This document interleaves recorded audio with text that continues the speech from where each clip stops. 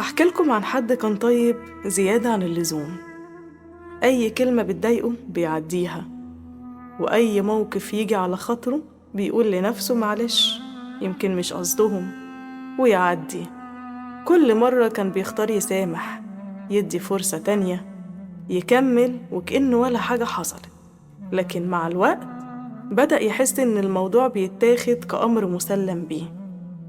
بدأ يلاحظ إن نفس الأفعال اللي بتضايقه بتتكرر، وكأن قلبه دايماً متاح للخذلان.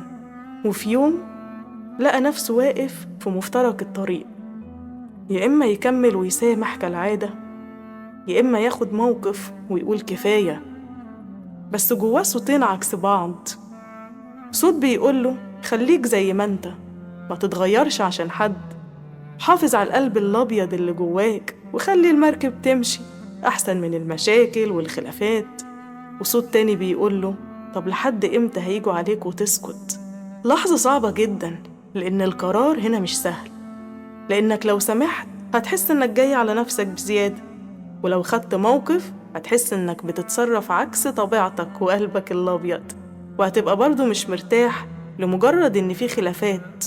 وصاحبنا لحد النهاردة عايش في حيرة. العبرة بقى من القصة دي إن المسامحة حلوة لو معاها تقدير، لكن وقت ما تتحول المسامحة لفرصة يتكرر فيها نفس الوجع والغلط في حقك، يبقى لازم تختار نفسك.